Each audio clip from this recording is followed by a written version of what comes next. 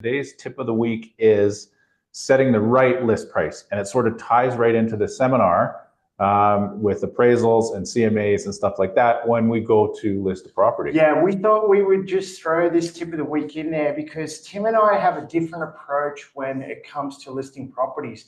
We actually go out there to our listing meetings with a straight up appraisal. So we actually take, and how we get to that number is we actually take comps within the last 3 months, if not closer, Tim, because the market is changing. 3 months ago, the market was different than it is actually today.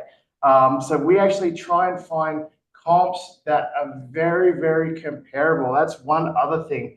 So when you turn up to a listing meeting, the seller may have one price, but they're looking at different properties within that community. It could be on a, in a cul-de-sac, and the property we're looking at, Tim, could be on a busy road. So our approach is, let's be honest with each other. So we actually lose listings because of this, but you know what? We would rather lose listings, and the listings that we get, we actually sell every single one of them. So we would rather be honest straight up and sit down with the seller and help them understand where we're coming up with these prices. Yeah, and one of the most important things is square footage.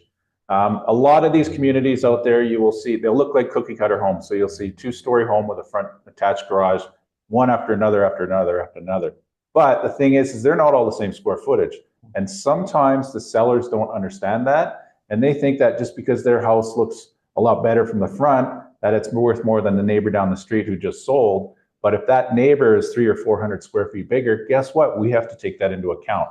So we have to be honest with the seller and say, look, no, based on square footage, your house is a little smaller. Yeah, and then we have to adjust for so many other things. It could be lot size or lot shape. It could be what floor a condo is on. I mean, we even adjust sometimes if it's on the 4th floor compared to the 7th floor. We may not even adjust him if it's just 1 floor above or 2 floors above. We don't know if a seller really would pay extra money for just being 1 floor above.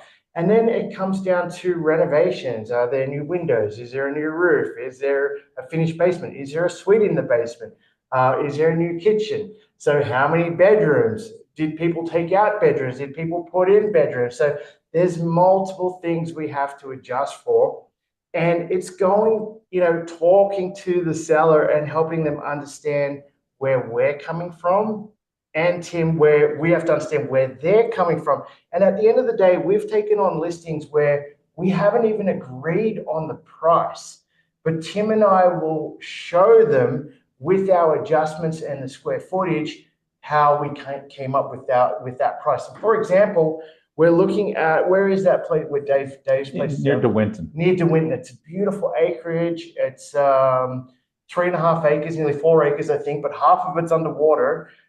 It's fairly new. It's 2021 built. It's a bungalow, and it's massive. It's like 2200 square foot bungalow with a triple car garage. One of them is like a massive garage that you could put an RV in. So the value is there, but there's no comps. Like there's no comps in the whole surrounding area for a 2021 build that is 2200 square feet. So we had to go back and forth, and this, Tim, took about a week trying to justify this price. And you know what, Tim, back in the day when we couldn't actually get to the price, we would call the pros in, like Chantel, to appraise a property before we get it listed. So we're all on board with the pros.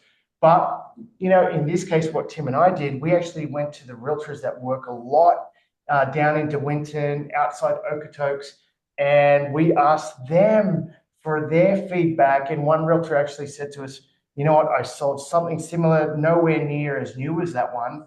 But you know what, I did an open house, had 30 people through it. It sold in 1 week, and she listed it right above where we wanted to list this one. So we knew straight away that we could go back to the seller and tell him, look, we've done all this research. We've talked to industry leading realtors in that area to help us come to this price. So you have to do what it takes, and you need a realtor to actually, work as hard and be as honest. It's so easy to go in there at the end of the day, Tim, and say, I'll list it for $3 million and good luck.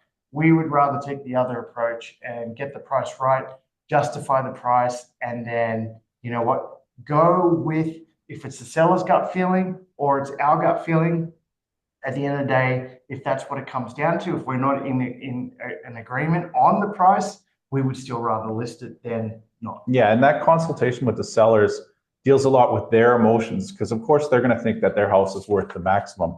But in our consultations with local area realtors, most of them work at our office, is we look for the buyer's potential emotional connection to that home. So this consultation is not just, with the numbers. I mean, it's a lot different than when we're dealing with these, some of our rental properties, where we lead with the numbers, we take the emotion out of it. But when you're reaching a price for some sellers, yeah, you have to bring emotion into it. And you really have to, set your expectations and set their expectations that this is the level where your price range is, where your house is going to sell. And once we communicate that to them with all of the information that we gathered, it's a pretty easy process to list it and then get it sold pretty quickly. Yeah. You know what? We'd rather lead with the worst case scenario and walking away knowing everybody knows that. And that is our crew tip of the week. If you are first hearing our crew tips of the week, subscribe to Crew TV. There's a whole playlist of tips that could make you money or save you a lot of money.